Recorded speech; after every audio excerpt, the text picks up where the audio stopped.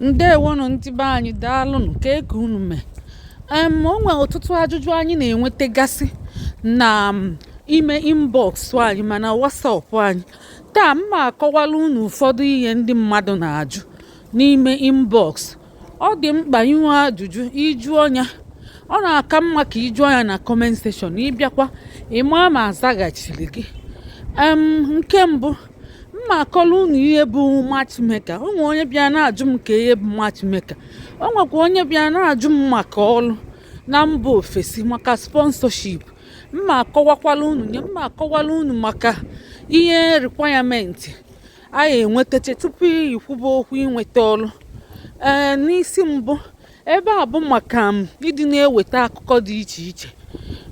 Anyị nwekwara ebe anyị na-eme maka ọrụ akpọrọ Igbo Class World. N'ụtụtụ a etinyegokwe m ọrụ ebe ahụ, work opportunity dapụtara na London, and anyị na-etinyebe ọrụ ebe ahụ mgbe niile maka ndị chọrọ ọrụ.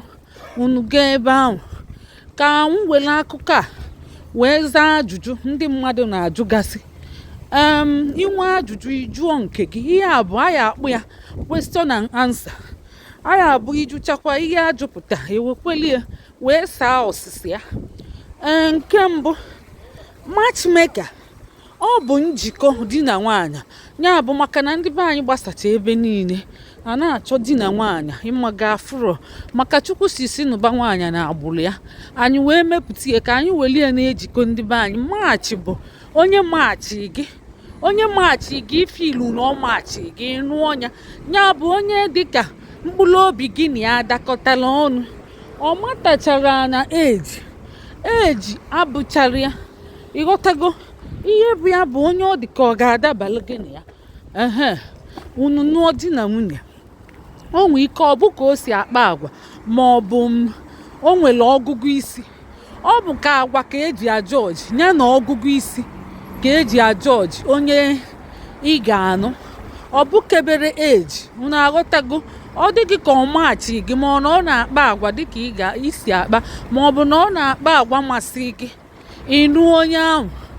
Ọ bụ kebere ebe mmadụ nọ ma ọ bụ ego onye ahụ ji.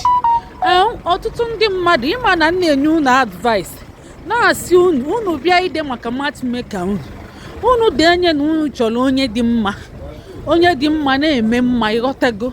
Ọ covergo, that is good person. Ije na-edebe ọtụtụ edemede. Anyị nwere nọmba ebe a na-edela anyị ya bụ edemede. Anyị na-atụpụta ya, anyị gụlụgụlụ anyị tụpụtakwa ya maka ndị ọ dị mkpa. Ijene na asị ịchọrọ onye n'obodo oyibo ma ịchọrọ onye n'ọbụ unu, o nwekwere ị ga-eme ya ka ị nwee opportunity ịbịa tinye ya so na ịchọrọ onye n'obodo oyibo. Anyị afụta gị na ịdịchara serious, ịghọtago. Ị ga-eme ya ka ị nwee opportunity ịbịazi rọlụ arọlụ. Mana ije neje bọksụ onwe gị by the corner. Ịbọksụ onwe gị by the corner, ị nwere slim chance. Ndị be anyị anara aghọta na o nwere ndị nọ n'ụlọ ka ndị n'obodo oyibo mma. Ime na onwe gị ka asị na ide anya ukwu ma ọ bụ na ịdị oke ọchịchọ. Mmadụ anara enwetachi ihe niile n'ụwa. O nwere ka isi ga-enwetachi ị na-anya ịrọrọ ịba ụnọ ichekwebe ya, hazibe di na nwunye gị. Ime n'oke anya ukwu ebe a si ebe onye bi ka ọ na-awachi. Obodo oyibo abụọkwa the ultimate. Ọtụtụ bikwe na streeti, ọtụtụ bịakwa naanị iyi, ọtụtụ bịa nnọọ naanị ezigbote iyi. Ịfụfafe ebili na streeti, ọ bụọkwa na fama nkwụnwụ ụgwọ ụlọ nnọọ nna n'iyi. Fajos distamine nnọọ nna n'iyi. Ọ bịa ka faji naanị iyi. Asị m kwuo, o nwere onye kwesịrị ibi na streeti. Oke nwa bịa ka isi ụzọ maka mkpọtụ na-eme n'ụzọ nke ọzọ. So o nwere onye kwesịrị ibi na streeti, ịghọtago. So ị ga-emekwa onwe gị ka ị nwee chance. Beelụ sọsọ ma ịnụ di na nwunye agụrọ gị agụ. Agwago m unu na-enye unu ndụmọdụ asị nne. Unu adịsị na arụ oke ọrụrụ ma ọ na-etinye oke tight corner. Achọrọ m onye Anambra, achọrọ m onye ji ego, achọrọ m onye nọ mma. Mba, ị mara ebe akara aka gị dị. Ị mara imenye inwe slim chance ma inwetazine. A sị na onye ma anya ukwu ọ gbaziela aka. nya bụ onwe ka isi ga-eme anya ukwu onwezi nke ga-elukwe gị aka. Ana m enyekwa unu ndụmọdụ nyecha unu kpokwelie ghafuo ịbịa dee na ịchọ good person ebe ọbụla onye bi dị mma na ọ masị gị. Ndị ji ego bi donkili nye ọnọ na be anyị nọkwa obodo oyibo, ndị mebiri emebi jikwa obodo oyibo, ọ na-aza na obodo oyibo. Ndị mebikwa nọkwa na be anyị, ọ bụ enwere ọlụ. Ndị be anyị dị intelligent, so ị neglect na mmadụ nke ahụ gaa kedu ihe bụ matchmaker. Azago m nke ahụ. Ọzọ bụ onwe ndị na-abịa achọ sponsorship ọlụ onye nwere dọkụmentị. Ka m gwa unu, oke nwa bịabani, oke nwa momi. So ka m gwa unu ihe bụ maka sponsorship a na-ekwu. Sponsorship bụ maka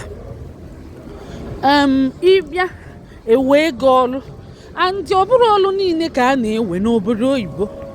Ọ bụrụ ya ndị obodo oyibo wepụtara ọlụ fachọ ka ndị mbịambịa bịa lụọ. So inwe ọtụtụ ọlụ ezigbo ọlụ aka ma ọ bụ ọlụ dị iche iche ịgụ n'akwụkwọ, inweta enye ka m gwa gị fayara ewekebe gị, ịghọtago.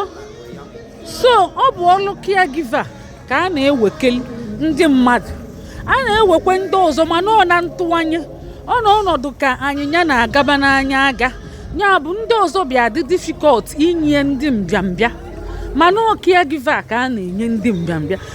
Ịchọ ọrụ isi na caregiver na-achọ ịbatazie abata ịlụkwu anya ichenjibe. Ọ bụrụ na ị nwee good career ichenjie, ọ ka esigodo ụzọ ahụ bịaba. So ụmụnne, kedu ihe iji ga-abịa maka caregiver? Ị ga-enwe certificate iji ga-abịa. Ihe enwe gịnị certificate, ihe enwe reference, ihe enwe CV, ihe enwe cover letter, ị ga-enwekwa tuberculosis ma nya test ya. Ihe ejecha ụmụ test ahụ nya nwetacha nya akwụkwọ ị ga-enwetakwa wee bịaba. Orikwe nne ọ ya eluchekwa ebe 7 to 8 o. So my brother, ka unu mee? A na-emekwa anyị bi na side nke social media. Daalụ, a na-emekwa daalụ, ndewo. Ka emesịa. Yes, afọ m ndị be anyị mụ na fa na-ekene. So ọ dị egwu ndị be anyị. So ọ bịa ka eji enyekwe n'ọlụ ndị be anyị. So inwetacha anyị ịchọba ọlụ, ọ bụrụ na ị bụzikwa ihe dịka injinia ma ọ bụ dọkịta ma ọ bụ ịmago ụdị ọlụ ahụ ka a na-ewekwa ọzọ. Ị mara na ị ga-achọba ya na webụsaịtị. Inwetacha satifiketi ịchọba ọlụ na webụsaịtị, ihe anọtikwa aka tupu ị nweta ọlụ na webụsaịtị. Ọ narakwa adị izi. So ịchọzie ka ndị employer nye gị ọsọ shortcut, fa na-anakwa nnukwu ego. So mana ọ ka mma na ị nọ na webụsaịtị chọọ ya, jiri aka gị chọta ya free. Ọ ka ezigbo mma. Unu na-anụ ya ụmụnne? Maka ihe na-akwụ ụgwọ ahụ ndị employer na-ana, ọ dị too much. Ịghọtago? Esi ụmụnne, onwe ndị na-abịa si na fa chọrọ onye ga-akpọrụ fa, onye elutezie ka fa kwụba ụgwọ, ma ọ bụ onye ga-sponsor fa elute ka akwụba ụgwọ.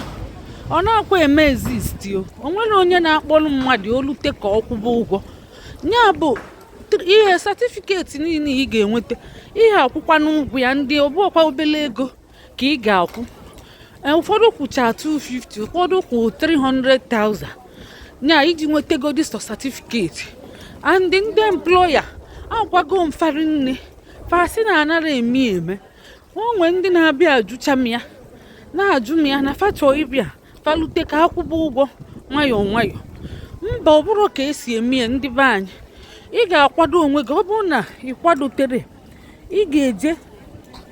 Yes ụmụnne, ịchọ ọrụ ị ga-akwado ịkwado, i wee gada the certificate niile nya dọkụmentị si elu wee chọkwa ụgwọ flight chọọ ụgwọ ụlọ ya bụ ihe mere bụ na o nwego ndị kwado ihe a since 5 years na-esevu ego ma ndị kwadolie since 7 years na-esevu si na pa ga-abịa obodo oyibo so ọ bụrụ na isevutere ego ihe sit back ọ bụrụ na ịdị determine na ihe abịa obodo oyibo isitie back ịbịa ị na-esevu ego ihe niile nye anyị paịpụ olo nye anyị bue low life wee sevu ego wee do determine ịbịa ihe na-adị na-ebi extravagant life ịmago ihe a pipe low wee sevu ego isevutezi ịbịaba ma ọ bụrụ na ị dị determine ndeewonu.